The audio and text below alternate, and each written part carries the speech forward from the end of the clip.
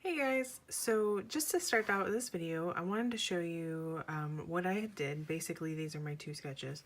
This is the sketch that I originally did, so you can see it's a lot more rough. It's definitely got more erase marks, stuff like that.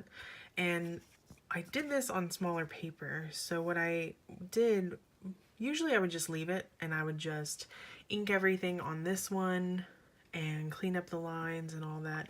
But I wanted it to be more of a centered illustration. So that's why I used this light table here that I have to do a more cleaned up sketch before I go into doing the inking and what little coloring I'm going to be doing.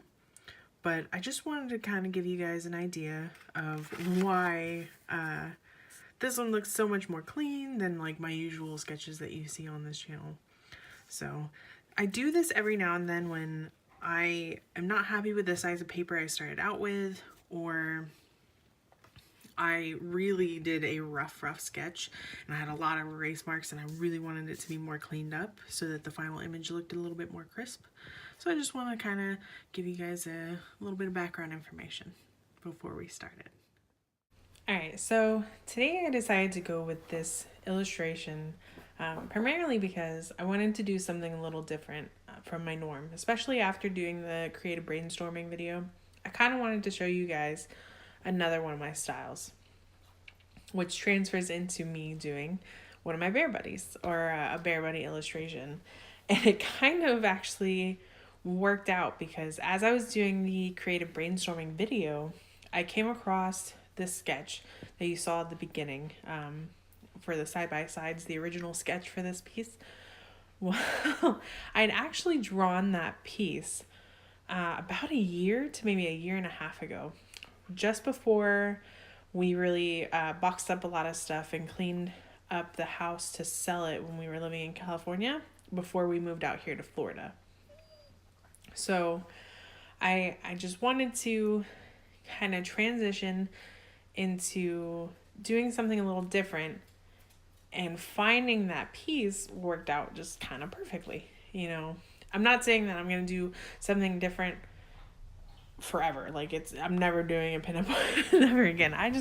It was more so like I just wanted to show you guys a different style and a different piece, and it worked out perfectly. So the thing that's nice about exploring yourself and exploring your different styles creatively is it kind of gives you a break, and it kind of works as a refresher at the same time.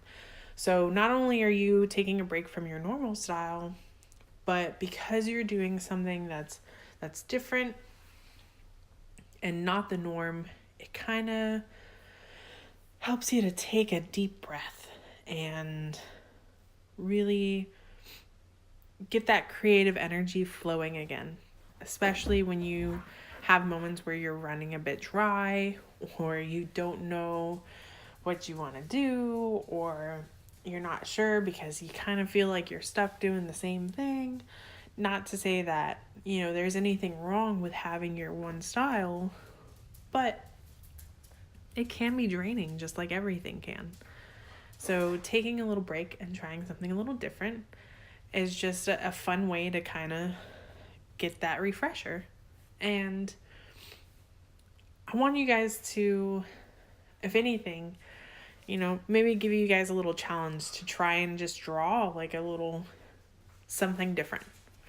Whether you're used to drawing cartoons, so now, try drawing a little character that resembles yourself or resembles your inner self in a manner of speaking. Or if you primarily draw girls like I do, try drawing a little cartoon something. Look up little kawaii doodles or little anime cartoons or little cute cartoons of different pets or Christmas cards or whatever, and try something a little different. You'll realize that it kind of just helps your brain to relax and helps that creative juice and energy to just start flowing again. And you kind of can't help but go, okay, you know what? after this, now I want to draw. I know what I want to draw. I know the idea of what I have going. I know what I want to go ahead and move forward with, and let's do that next. And sometimes just doodling on your notebook paper. I was a doodler in school where if I had a free page or a blank piece of paper on the back of one of my school packets, you best be believing I was doodling some random stuff on it. Now, I was not drawing girls back then. I actually really only got started drawing the pinup girls about like 5 years ago, and even then I didn't do full bodies until probably about a year and a half ago. And it was more so sporadic back then. So you kind of just get started somewhere and you kind of challenge yourself and keep going until you find, that you love to do one thing or you love to do multiple different styles. It's just finding yourself and finding yourself creatively. I think us as artists tend to get lost in repetition sometimes. And I feel like when the repetition happens, that's where a lot of like artist block can come from, and like uncertainty with what to do next. Not to say that that's where like all artist block comes from, but artist block is artist block, and we all get lost in it sometimes. So trying something new, trying something different just kind of helps yourself to explore and helps to push yourself to be more creative. And it's just something I kind of wanted to go over a little bit today. So the other thing that I figured I would talk to you guys about today is the supplies that I'm using in this video. I thought about just listing them in the description, but I figured why not just kind of go over some of the supplies here, because I really only use 3 different supplies. Not to say just like 3 different items, period, but just 3 forms of supplies. I have the Pigma Micron fine liners. That I used a 02 and a 05 for all of the line work. Now the Pigma Microns, because they're permanent fine liners, I tend to use them in just about everything. They're kind of one of my favorites. And I do occasionally like bring out like a brush pen, and I'll bring out other fine liners, but you'll almost always see me using the Pigma Microns. And they're something that I'll always kind of recommend to people because I've always had good experience with them. I always have really enjoyed using them. And they're not like super cheap, but at the same time, they're not like super expensive. So they're right at that kind of in between, depending on if you buy one or if you buy like a 5-pack. So the other stuff that I am using in this is the Tombow brush pen, which are I want to say they're like the watercolor brush pens, but I absolutely love these. They're just fun to use, and they're not too bad in price either, especially if you happen to have a Michael's close by to you. Kind of keep an eye on their weekly coupons, and they do every so often. I was going to say like every other week, but it really depends on the time of season. But they every so often have the Tombow sets on sale for 50% off, and that's when I go and I get mine. So it's just something that if you wanted to try them, go and check them out. If you guys also want a little bit more information on those, let me know and I'll do like a full review video. I want to say I have like every color pack that they have.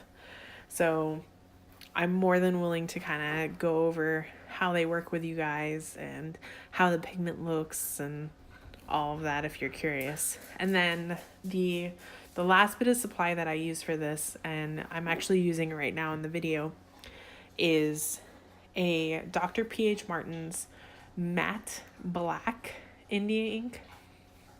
Now, I am mixing this with water to give it more of like a watercolor kind of texture.